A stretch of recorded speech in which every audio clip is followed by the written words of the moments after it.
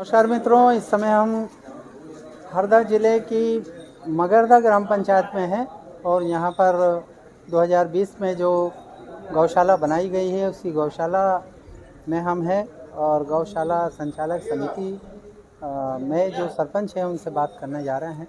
जी, आपकी गौशाला में अभी कितने गौवंश हैं? 124 124। कितना समय हो गया गौशाला को यहाँ बनाए हुए? 2020 में बना हुआ था। तो क्या इसकी व्यवस्था कैसी संचालित होती है? गवर्नमेंट तरफ से 40 रुपये प्रति गाय मिलता है। 1 महीने का कि 1 दिन का? नहीं, 1 दिन का। 1 दिन का 40 रुपये? हाँ। अच्छा, तो ये आपको लगातार मिलता है कि बीच में व्यवधान होता है? नहीं, लगातार नहीं मिलता है, कुछ 2-3 महीना बाद मिलता है राशि। अच्छा, और ये जो यहाँ गोवंश आपने पाला हुआ है उसका यहाँ गोबर की व्यवस्था होती है? हाँ हाँ। तो उसका क्या नीलाम करते हैं? हाँ, नीलामी करते तो हैं। वो हर साल कितने में करते हैं? लगभग 80 या 90 हज़ार में बिक जाते इस हैं। साल भी ऑक्शन हो गया? नहीं, इस बार अभी ये बारिश के बाद ये मई या जून पे उसको नीलामी करेंगे। अच्छा, और ये जो दुधारू गोवंश है उससे दूध भी यहाँ आप क्या उत्पन्न होता होगा? नहीं, उतना नहीं होता। उतना नहीं होता। तो जितना दूध होता है उसकी क्या व्यवस्था होती है? कुछ यहाँ कर्मचारी है, उन लोगों का ही मतलब 1-2 लीटर से ज़्यादा नहीं हो। अच्छा, उनके काम में कर्मचारी हैं? हाँ।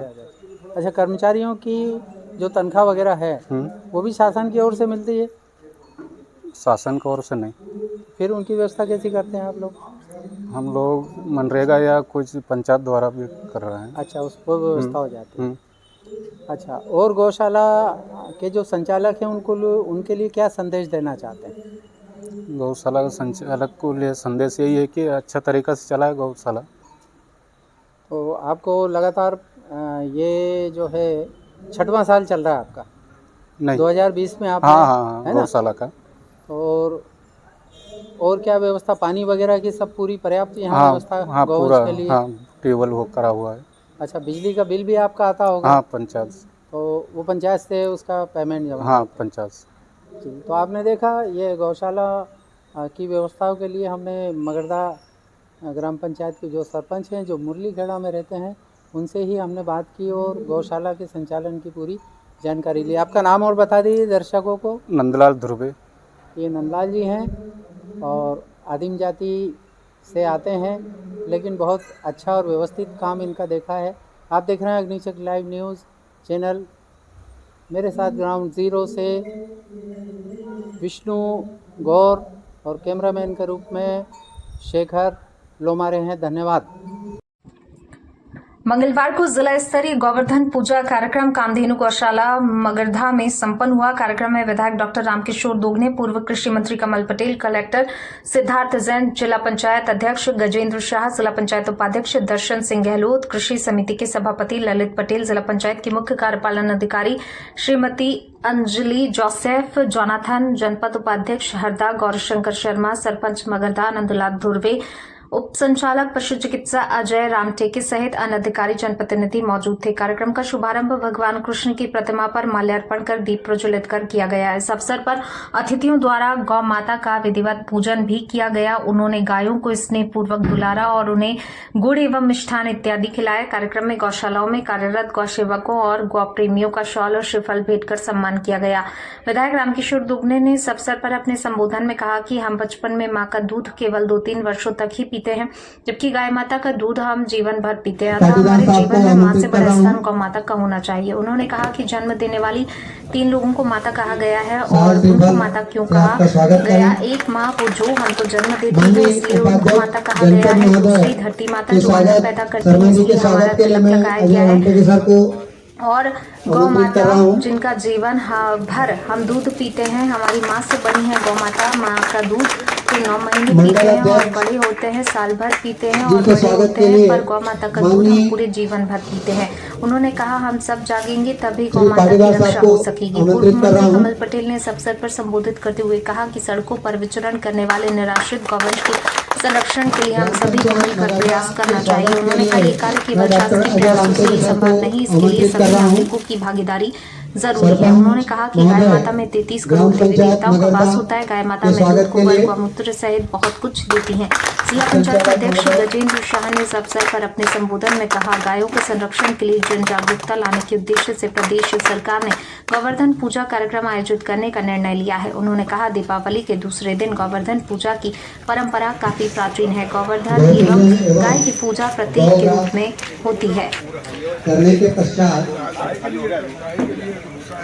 पुनः कहाँ पे क्या नाम स्वागत है आपका।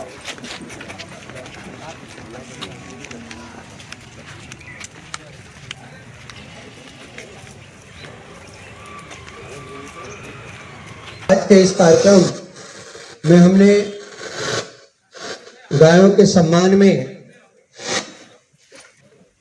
गोवर्धन पूजा, जो कि हमारे सनातन धर्म की एक परंपरा है, उस परंपरा में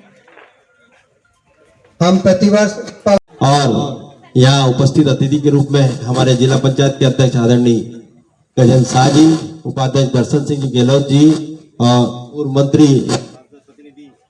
आदरणीय कमल पटेल जी, हमारे जनपद के उपाध्यक्ष गौरी शर्मा जी, जनपद जिला पंचायत सदस्य ललित पटेल जी, जिला पंचायत सीओ जी, सरपंच जी एवं वेटनरी के सभी अधिकारीगण, कर्मचारीगण, यहाँ उपस्थित सभी गोपालक, गौ सेवक और मेरे आशीर्वाद दाता, जो मुझे आज ये बोलने का मौका मिला है, तो आप लोगों के आशीर्वाद, तो आप सब उपस्थित है। आप सबकी उपस्थिति में मैं तो ईश्वर से यही प्रार्थना करता हूं कि गौ माता की रक्षा करना चाहिए सभी को, और सभी हम गौ माता का दूध पीकर ही जीते हैं। और माता क्यों कहा गया, ये हमको समझने की बात है कि गौ माता को माता क्यों कहा गया। हमने किसी दूसरे, क्योंकि हमारे सृष्टि में हम देखें अभी हम कि धरती माता, गौ माता या माता जो हमारी है जन्म देने वाली, तीन लोगों को माता कहा गया है और तीन ही माता पूजनीय है। और उनको माता क्यों कहा गया है? एक माँ तो हमको जन्म देती, इसलिए उसको माता कहा गया। धरती माता अन्न पैदा करती है जिससे हमारा पेट भरता है, इसलिए माता कहा गया। और गौ माता जिसका जीवन भर हम दूध पीते हैं, हमारी माँ से बड़ी है गौ माता। माँ का दूध तो 9 महीने पीते हैं और बड़े होते हैं, साल भर पीते हैं और बड़े होते हैं, पर गौ माता का दूध हम पूरे जीवन भर पीते हैं और जीते हैं उसी से। आज हमको डॉक्टर से की दवाई लेना है तो गौ माता के दूध की आवश्यकता पड़ती है। तो इसलिए ये पूजनीय, आदरणीय, सम्मानीय है, और जितना भी सम्मान हम दे गौ माता को उतना ही कम है हमारे लिए, क्योंकि हम माँ को जैसे पालते हैं ऐसे ही हमको गौ माता को पालना चाहिए और ये हमारे सृष्टि में उतारना चाहिए। इसी बात को लेकर निश्चित है, आपने देखा कि कमलनाथ जी की सरकार थी, हमारी सरकार में उस समय कमलनाथ जी को यही सजेशन मैंने दिया था, और मैंने सजेशन दिया था, मैंने कि जो अब हमारी घोषणा पत्र समिति बन रही थी उस समिति में था मैं, उसमें बात की हमने रखी कि गौ माता को आप माता का दर्जा दीजिए, और माता के साथ में हर गांव में चरनों की 2% जमीन है। 2% जमीन लगभग 10 हेक्टेयर से लगा के 20-20 हेक्टेयर तक एक गांव में है, उसमें अवैध अनैतिक कब्जे हैं। वो अवैध अनैतिक कब्जों को हटाकर वो गौशालाओं के अंदर में कर दी जाए, और गौशाला वो साल संभाल करेगी तो निश्चित उस जमीन में और गौशाला बढ़ेगी, गौ माताओं को चरने के लिए भी मिलेगा और जमीन भी मिल जाएगी, आपकी बिल्डिंग बनाने के लिए मिल जाएगी। तो उन्होंने ये चीज अपनाते हुए 1000 गौशाला की घोषणा की थी। आपको मालूम होगा 1000 गौशाला उस समय मध्य प्रदेश में पहले किस्त में बनाने की बात की थी, और वो गौशालाएं बनी है। ये सब गौशाला उसी टाइम की बनी हुई है, और आगे भी यही योजना थी कि उन्होंने 2% जमीन निकालने की, तो सरकार चली गई थी। तो मेरा आपसे ये अनुरोध है कि हम सब, सरपंच महोदय भी और सरकार से भी, मैंने विधानसभा में बात रखी थी कि 2% चरनों की जमीन है जो गौशाला को दे दी जाए, हर गांव में गौशाला हो जाएगी, तो गायों को जो रोड पर भटकती हैं, इधर उधर जाती हैं, लोग इधर उधर छोड़ जाते हैं, वो परिस्थितियां नहीं बनेगी। वो जमीन पे आराम से लालन पालन उनका हो जाएगा और उनको रखने की सुविधा भी हो जाएगी, चारे की सुविधा भी हो जाएगी, और वो होना चाहिए। मेरा आपके माध्यम से भी यही निवेदन है कि आप सब गौ सेवक हैं और गौ समितियों के सब अध्यक्ष लोग बैठे हैं यहाँ पे, आपको भी अपने अपने पत्र लिखकर मुख्यमंत्री को लिखना चाहिए कि ये 2% जमीन जो चरनोई की हर गांव में छूटी हुई है वो गौशाला को दे दी जाए। जहां अवैध कब्जे, अनैतिक कब्जे हैं, वो कब्जे छुड़ाकर दे दी जाए, जिससे गौशालाएं अच्छे से संचालित हो सके। और उन्हीं ने अभी आपने देखा है 40 रुपए प्रति गाय के हिसाब से सरकार ने भी योजना बनाई है।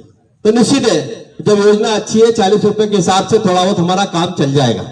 इसलिए वो अनुदान भी समय पे प्राप्त समय पे मिल जाए तो गौशालाएं अच्छे से संचालित होगी। तो निश्चित है हम लोग भी लड़ रहे हैं और लड़ेंगे, पर आप सभी निवेदन हम लड़ाई को लड़े जिससे गौ माता की रक्षा हो सके, गौ माता का संरक्षण हो सके और गौ माता के लिए हम लोग काम कर सके। तो मेरा आज के दिन आप सबसे यही निवेदन है कि गौ माता की रक्षा तभी होगी हम सब जागेंगे। आज हम वर्तमान में देखें तो रोडों पे अभी बरसात के टाइम में हर रोड पे निकल जाइए कहीं न कहीं 100 50 के झुंड गांव में खड़े मिलेंगे। गांव वाले इधर से इस गांव से उस गांव भगा रहे हैं, उस गांव से उस गांव भगा रहे हैं। इस तरह की परिस्थितियां बन रही थी। तो ये परिस्थितियां नहीं बने और इसको कैसे सुधार कर सकते हैं उस पर हमको काम करना पड़ेगा। हम सब मिलकर अगर काम करेंगे तो निश्चित उसमें सफलता मिलेगी। गौशालाएं हमने देखी, बहुत सारी गौशाला हमारे जिले में अच्छी संचालित हो रही है। ये अनूप जैन जी बैठे हैं, दो गौशाला है, हमारे साथ जी बैठे हैं जो 4 और भी ऐसी गौशालाएं, बहुत सारी अच्छी गौशालाएं चल रही है, संचालित हो रही है। तो हम आपस में मिलकर सभी गौशाला के लोग मिलकर अच्छे से गौशाला को संचालित करेंगे और गायों को संभालेंगे तो ज्यादा अच्छा रहेगा। और प्रशासन से भी हमारा यही निवेदन है कि समय समय पे जब भी उनकी मदद की आवश्यकता पड़े हमेशा मदद करना चाहिए। अनुदान की आवश्यकता जब रहती है अनुदान समय पे मिले और समय पे मिलेगा तो निश्चित ही हम गायों को संभाल पाएंगे। इसलिए पुनः गौ माता की जय बोलते हुए आपसे निवेदन करना चाहूंगा कि वो माता जो हमारी माता से ज्यादा महत्वपूर्ण है और उसने ही हमको जीवन दे रखा है, इसलिए उनके लिए संरक्षण के लिए हम सब मिलकर काम करें। यही मेरी भावना। आप सबको पुनः बहुत बहुत बधाई, बहुत बहुत शुभकामनाएं। गौ माता की, गौ माता की, गौ माता की धन्यवाद। जय हिंद, जय भारत। धन्यवाद सर। भारत माता की, गौ माता की, सत्य सनातन वैदिक धर्म की, बाके बिहारी लाल की। थोड़े आप लोगों की प्रतिक्रिया कार्यक्रम शुरू हुआ जब से आ नहीं रही है। आप शरीर से तो बैठे हैं, मानसिक रूप से यहाँ नहीं बैठे हैं, ये रिएक्शन आ रहा है। तो आप यहाँ उपस्थित रहें। बार बार हमारे वरिष्ठ माननीय मंत्री जी ये कहते हैं कि यहाँ शरीर में मस्तिष्क से पूर्ण प्रेजेंट रहे, अच्छा लगेगा, करेंगे। आज गोवर्धन पूजा के इस पवित्र कार्यक्रम में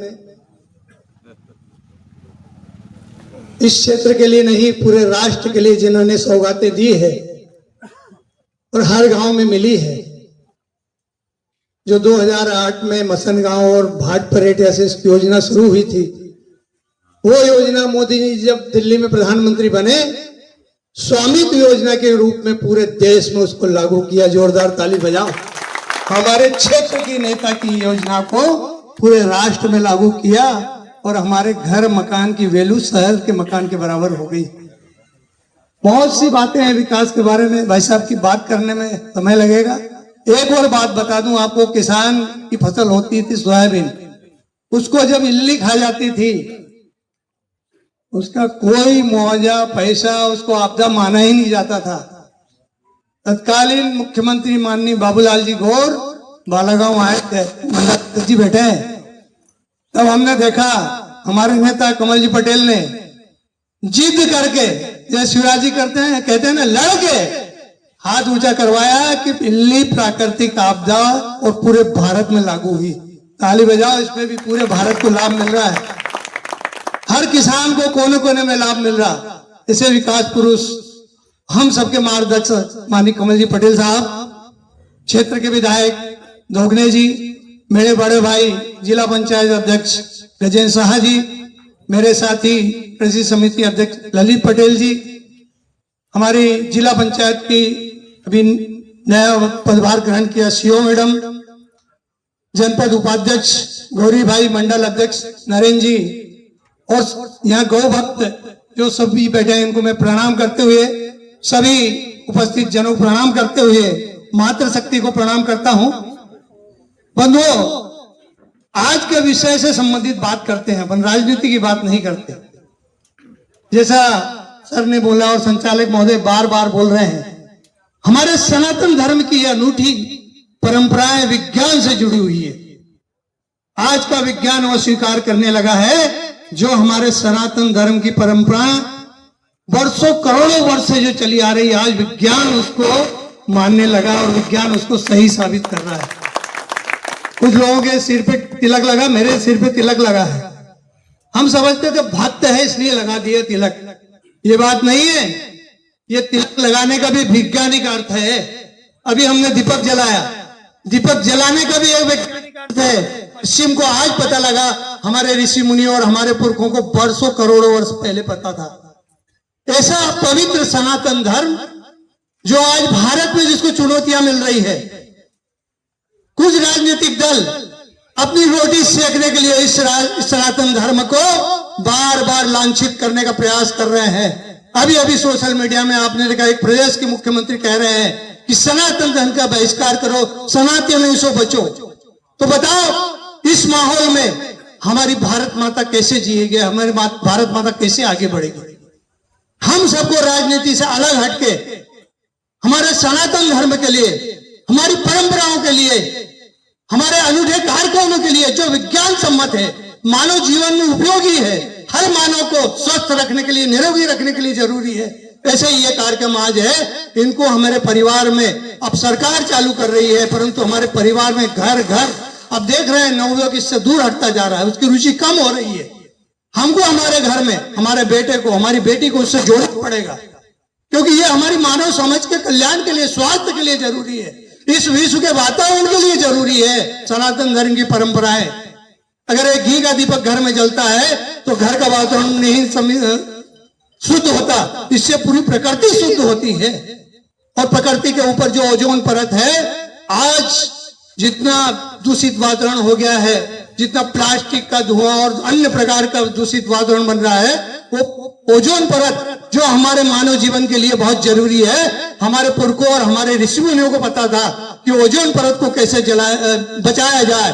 तो हम जब देखते हैं अंतिम संस्कार में भी हम जाते हैं, तो अंतिम संस्कार में भी घी वहां जरूर डालते हैं, घी डालते हैं। और जो हवन की सामग्री डालते हैं, यानी पूरा हिंदू समाज सनातन धर्म की जो भी प्रक्रिया है, वो इस प्रकृति को बचाने के लिए, मानव कल्याण के लिए, मानव स्वस्थ रहे, ये प्रकृति बची रहे, विश्व को संदेश देने के लिए हमारी ये संस्कृति है। तो हमको आज संकल्प लेना है कि मैं मेरे घर में, मेरे समाज में, मेरे गांव में मानव जाति को बचाने के लिए, इस पर्यावरण को बचाने के लिए इस सनातन परंपरा को मानूंगा, बचाऊंगा और अपने घर परिवार में लागू करूंगा। कोई राजनीतिक बात के लिए नहीं, परंतु बड़ा दुख होता है लोग ओछी राजनीति करने के लिए सनातन को कभी एक्ट कहते हैं, कभी डेंगू कहते हैं, कभी कहते हैं सनातन को खत्म करो, सनातन का बहिष्कार करो। ऐसे राजनीतिक दलों को सोचना चाहिए, मानव का अगर जीवन बचेगा तो सनातन की परंपराओं से बचेगा, सनातन मूल्यों से बचेगा।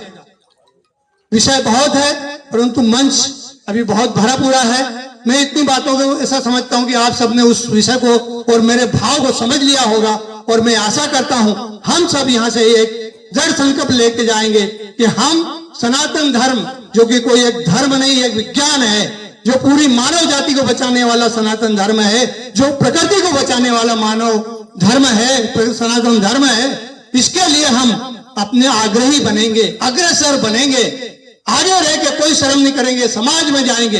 अभी संघ का कार्यक्रम शुरू होना है, संघ प्रयास कर रहा ग्रह संपर्क अभियान, उसमें जाएंगे घर घर। हर हिंदू अपनी जिम्मेदारी समझेगा, सनातनी अपनी जिम्मेदारी समझेगा। संघ को भी आजकल लोग ने राजनीति में बांट दिया, जो मानव कल्याण के लिए और सनातन धर्म बचाने के लिए काम कर रहा है, उसे भी लाछन लगाना शुरू कर दिया है। आपको जागृत होना पड़ेगा, हमको जागृत होना पड़ेगा, और मानवीय मूल्य बचाने के लिए हमको इस परंपरा को आगे बढ़ाना पड़ेगा। इतनी बात करते हुए मैं अपना उद्बोधन यही समाप्त करता हूं। आप सबको बहुत बहुत धन्यवाद।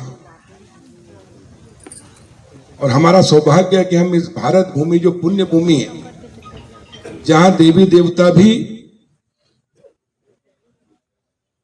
जन्म लेने के लिए तरसते हैं, तपस्या करते हैं, हजारों वर्ष जब इस पुण्य भूमि में जन्म होता है, तो हम कितने सौभाग्यशाली हैं।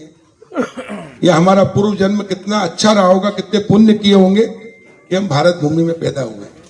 और उसके साथ मां नर्मदा, जिसका कंकर कंकर संकर है, गंगा जी में स्नान करने से जितना पुण्य मिलता है नर्मदा जी के दर्शन मात्र से वो पुण्य मिल जाता है। और नर्मदा जी का नाभि स्थल हंडिया नेमावर के बीच में, वो हमारे हरदा क्षेत्र में आता है। तो हमारा कितना सौभाग्यशाली, हम कितना पूर्व जन्म हमारा अच्छा है, जिसके कारण हम नर्मदा के नाभि स्थल में पैदा हुए। और इसलिए दोनों मुट्ठी बांधकर जरा उत्साह उल्लास के साथ मैं देखता हूं कि जनता अपेक्षा तो बहुत करती है, ऐसा होना चाहिए वैसा होना चाहिए, पर अपन क्या कर रहे हैं जरा उस पर विचार करना। ऐसा लग रहा है जैसे कोई पकड़ के लाए हो आपको यहाँ, तो भाई जबरदस्ती तो नहीं लाए ना किसी को? क्यों विभाग वालों ने जबरदस्ती दबाव बना के तुम लाए? पंचायत में स्वेच्छा से आए हो ना, तो जरा मुस्कुराओ, उत्साह उल्लास के साथ रहो और एक साथ एकजुट होकर भारत माता का जयकारा लगाएंगे, क्योंकि भारत माता से बड़ी कोई नहीं है। दोनों मुट्ठी बांध लो। तो मंच पे वो भी सभी नीचे आगे पीछे खड़े हैं जो अधिकारी कर्मचारी, सबकी है भारत माता। बोलो भारत माता की। वाह क्या आवाज है। खाना खा के नहीं आए क्या? अरे पूरी ताकत से लगाओ, भारत माता की। अभी भी जब तक पूरी आवाज नहीं लगाओगे जब तक छोड़ूंगा नहीं। दोनों मुट्ठी बांधकर पूरी बहने बेटियां, जरा आपकी आवाज इतनी जोर से लगा दो कि इनको शर्म आए, तो ये भी लगाएंगे जोर से। बोलो भारत माता की, गौ माता की, नर्मदा मैया की, नर्मदे हर। हाँ, ताकि जिंदगी भर माँ का आशीर्वाद हमें मिलता रहे और हमारा जीवन खुशहाल हो। आज के इस पवित्र गोवर्धन पूजा के अवसर पर उपस्थित कामधेनु गौशाला में उपस्थित सभी मातृशक्ति बहनें बेटियां, आप सबके चरणों में प्रणाम, बुजुर्गों के चरणों में प्रणाम, युवा साथियों को नमस्कार, बच्चों को प्यार, पत्रकार मित्रों का अभिनंदन। और आज के इस कार्यक्रम में मंच पर विराजमान हमारे सभी अतिथि, माननीय विधायक डॉक्टर दोगने जी, हमारे जिला पंचायत के अध्यक्ष गजेंद्र शाह जी, हमारे उपाध्यक्ष दर्शन सिंह गहलोत जी, कृषि समिति के अध्यक्ष भाई ललित जी, हमारी जिला पंचायत की नवनियुक्त सीईओ बहन अंजलि जी, और जनपद उपाध्यक्ष जी, हमारे मंडल अध्यक्ष नरेंद्र भाटी जी, और जनपद सदस्य ग्राम पंचायत के सरपंच सही सभी पंचगण, और गौ सेवा कौन कौन है भाई? इधर जाओ तो जरा खड़े हो जाओ अपने स्थान पर, जिनका हम सम्मान करने वाले, जरा जोरदार ताली बजाकर इनका सम्मान करें। ताली भी जोरदार बजा जरा यार, 1 2 1 2 3 सभी गौ सेवकों का ताली जोर से बजाओ भाई जरा, कम है कि नहीं?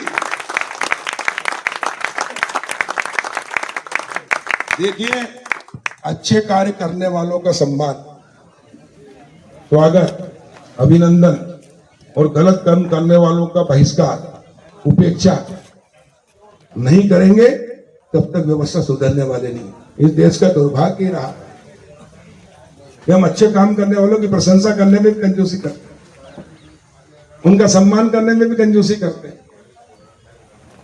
और गलत काम करने वाले का विरोध करने में तो बहुत डरते हैं, इसीलिए गलत काम होते हैं।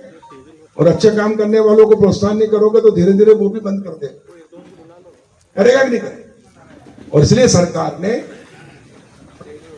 माननीय डॉक्टर मोहन यादव जो भारतीय जनता पार्टी की सरकार के मुखिया है मध्य प्रदेश के, और प्रधानमंत्री नरेंद्र मोदी जी, देखो अब जब भी जाते हैं कहीं काम होता निर्माण, तो सबसे पहले मजदूरों से मिलते हैं, उनका सम्मान करते हैं, क्योंकि बड़ी बड़ी बिल्डिंगें बनी ना, वो खून पसीना बहाते हैं, रिस्क लेते हैं, जान जोखिम में डालते हैं, तब जाके भवन बनते हैं और देश का विकास होता है, पुल बनते हैं, पुलियाएं बनती, नहरें बनती, उसने उनका सम्मान करते हैं ताकि वो काम करना बंद न करे। और इसलिए काम कोई छोटा नहीं होता, कोई बड़ा नहीं होता, काम होता है और उससे ही जीवन चलता है, देश चलता है, दुनिया चलती है। और इसलिए काम करने पर, कर्म पर गर्व होना चाहिए, कर्म करते रहना चाहिए, और कर्म अच्छा कर्म करने वालों का सम्मान होना चाहिए। एक बार पुनः गौ सेवकों का जोरदार ताली बजाकर हम अभिनंदन।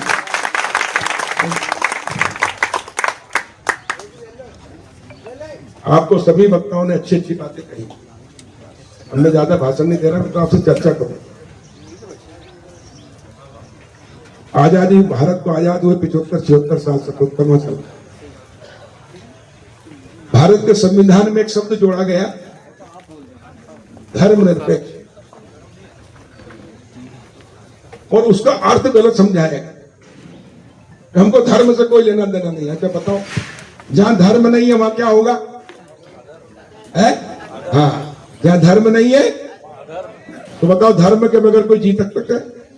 धर्म के बगैर कोई व्यवस्था चल सकती है क्या? तो यहीं से गलती हुई आजादी की। होना था सर्व धर्म समभाव, सर्व धर्म, सब धर्मों का सम्मान, सब धर्म अच्छा कर, कोई धर्म गलत काम की बात नहीं करता, सब धर्म अच्छा करने की करते, मनो परोपकार करने की बात करते हैं, ईमानदारी की बात करते हैं, अच्छा कार्य करने की बात करते हैं। और इसके धर्म संभाव होना चाहिए। और इसलिए जो सरकार आई आजादी के बाद 50 साल तक, उन्होंने धर्म से विमुख किया। मैं खुद विधायक बना 93 में, 10 साल विपक्ष में विधायक रहा। ये अनूप जैन बैठे हैं, यहाँ विद्यासागर जी महाराज आए थे,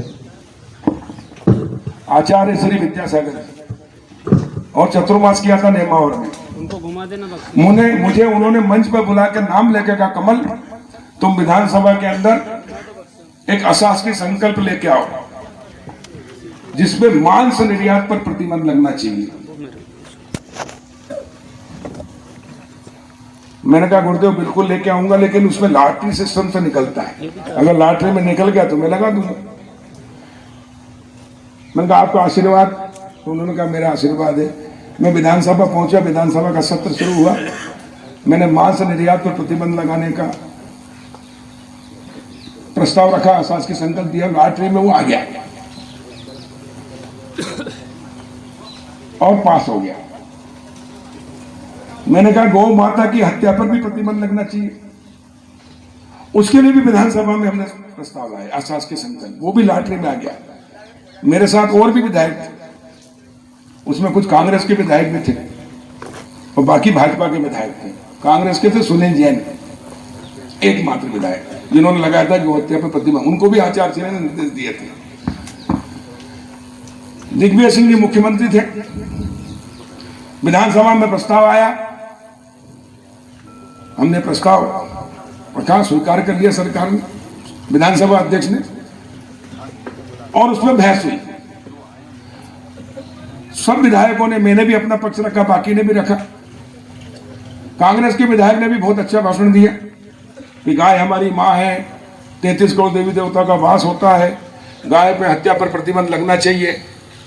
लेकिन सरकार ने, दिग्विजय सिंह जी की सरकार थी, कांग्रेस की सरकार थी, सरकार ने व्हिप जारी कर दिया कि इस पे वोटिंग होगी, सर्वसम्मति से पास नहीं होगा।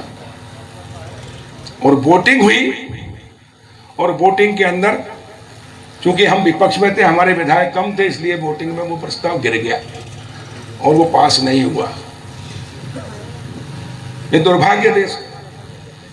दिग्विजय सिंह जी ने गौ हत्या पर प्रतिबंध नहीं लगने दिया, साथ में 5% जमीन हर ग्राम के अंदर गोचर भूमि होती थी, 5% जो गोचर के लिए होती थी, गाय के चरने के लिए।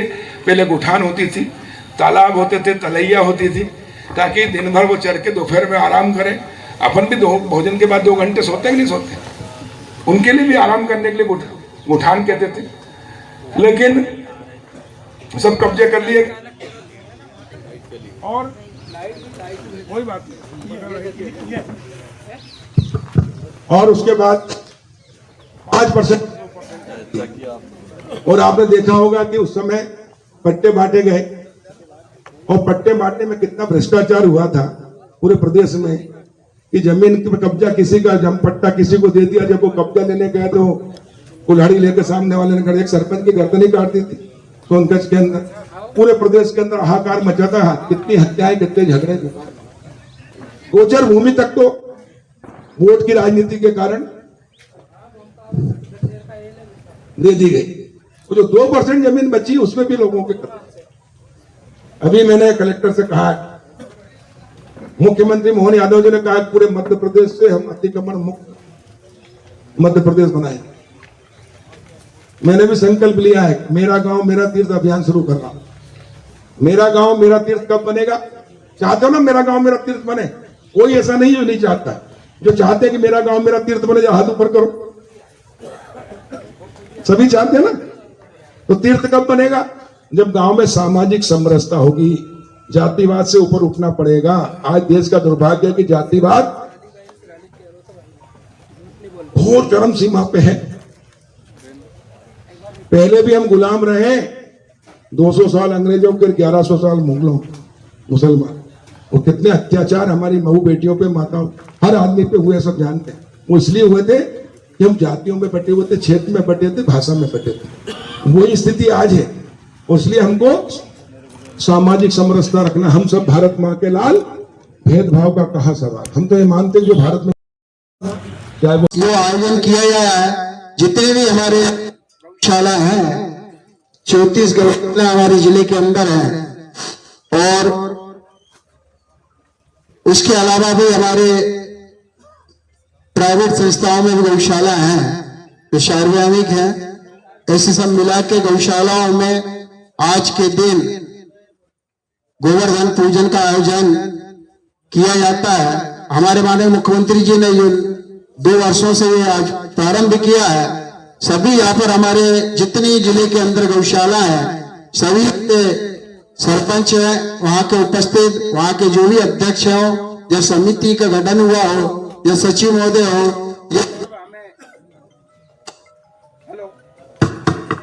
हेलो, ये पर्व हमें प्रति वर्ष अनुसार मनाना है।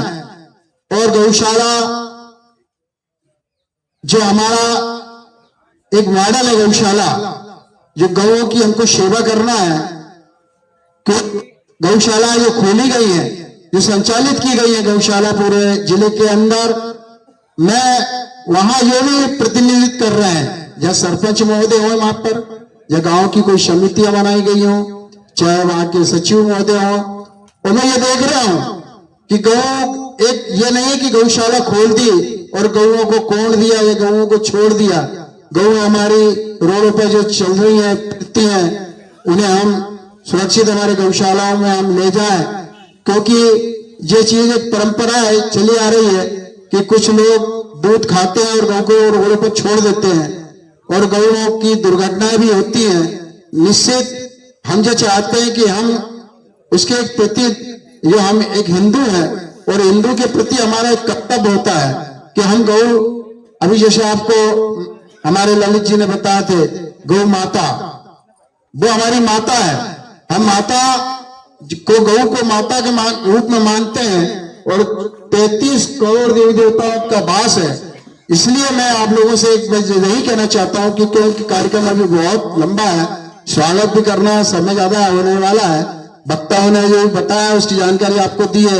मैं तो सिर्फ एक निवेदन ये करना चाहता हूं आप लोगों से, यहाँ पर जो समिति है यहाँ पर उपस्थित है, हम जिनका सम्मान और स्वागत करना चाहते हैं, आज के दिन गौशालाओं में ये कार्यक्रम प्रतिवर्ष अनुसार रहे, और गौशालाओं में गौ सेवाएं कैसे करना है, गौ भूखी ना रहे, गौ में हमें व्यवस्था कैसी करना है।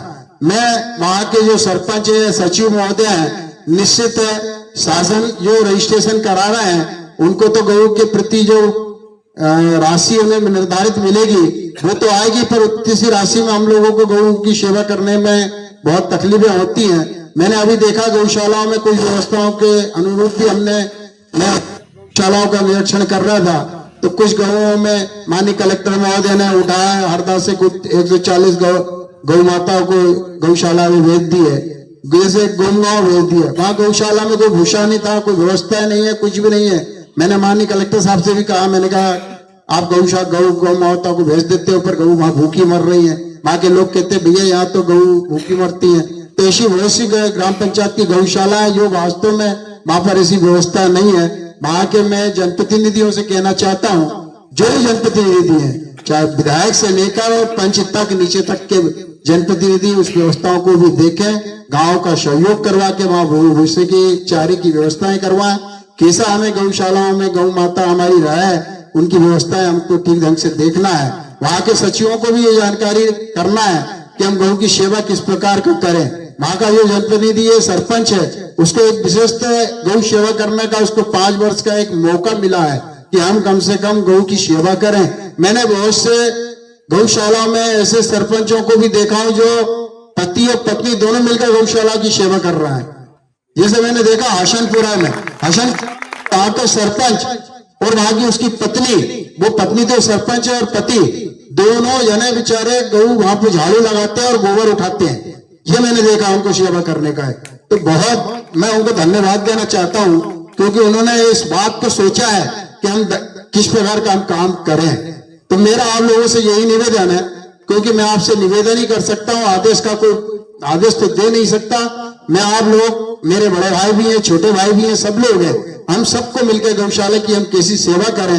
आज शासन हमें निर्देश बार बार शासन ने एक बहुत अच्छी व्यवस्थाएं हमको दी है कि जगह जगह पर गौशालाएं खोली है, ग्राम पंचायतों में गौशालाएं खोली है, गौ हमारी रोडों पर घूम रही है। अब फालतू गौ तो हम नहीं बोल सकते, वो हमारी माता है, पर माताओं की सेवा करना हमारा भी कर्तव्य है। घर की माताओं की सेवा कर लो चाहे गौ माता की सेवा कर लो, दोनों बराबर अन्य होते हैं हमारे लिए। तो मैं तो आपसे यही कहना चाहता हूं कि वहां गांव के अंदर जिस गांव में भी गौशाला है, वहां के किसान भाई कैसी भी व्यवस्था करके अपने खेतों में से भाई ठीक है, गौशाला के समिति के या सरपंच को या सचिव को बोल दें कि भैया ठीक है, हम 1-2 ट्राली कटवा के भूसा यहाँ रख देते हैं, आप ले जाए, कैसे भी कर ले। उनके पास व्यवस्था नहीं हो तो वो ठीक है, और जो बड़े किसान है वो भी अपनी 1 ट्राली 2 ट्राली गऊ को दान दे सकते हैं। ऐसा हमारा आप लोगों से यही निवेदन है। एक पुण्य का काम है, तो सब लोग इस प्रकार का काम करेंगे तो बहुत अच्छी गौशाला हमारी संचालित रहेंगी। गौ माता भूखी नहीं मरेगी गौ माता में। और मैं एक बात और कहना चाहता हूं, वहां के सरपंच और सचिव यहाँ पर उपस्थित हो या गौशाला समिति के, गौ का देहांत जब हो जाता है, गौ जब प्राण छोड़ देती है, तो मैं आप लोगों से निवेदन करना चाहता हूं कि वहां पर या सचिव महोदय को भी हमने बोला है कि कम से कम कुछ नहीं हो तो उनको हमने तरीका बता दिया है कि कम से कम जेसीबी मशीन से गड्ढे खुदवा कर गौ माता को सही ढंग से उसको सब पूजा पाठ करके उसको दफनाया जाए। क्योंकि गौओं को मैंने देखा हो कि कुछ ग्राम पंचायत में गौओं को वैसे छोड़ देते, तो ये ना करें, ऐसा आप लोगों से निवेदन है, क्योंकि वो भी हमारा एक अंग है। इसलिए आप लोगों से यही निवेदन है। मैं ज्यादा बात आप लोगों के बीच में नहीं करना चाहता हूं, अपनी बात यहीं समाप्त करना चाहता हूं। आपको दीपावली की, आज की गोवर्धन की, दूज की और आगामी गौ अष्टमी जो आने वाली है उसकी सब लोगों को मैं बहुत बहुत बधाई और धन्यवाद देना चाहता हूं। जय हिंद। धन्यवाद सर। ये बात सही है कि सभी गौशालाओं में जो वर्कर हैं हमारे, वो बहुत ही जी जान से लगे रहते हैं और कार्य करते हैं। हमारे मध्य हमें हमारे श्री गजेंद्र शाह साहब ने समझाया, माननीय जिला पंचायत अध्यक्ष महोदय ने, कि यह बहुत ही कठिन कार्य है, जो कि हम किसान लोग इस चीज से हटकर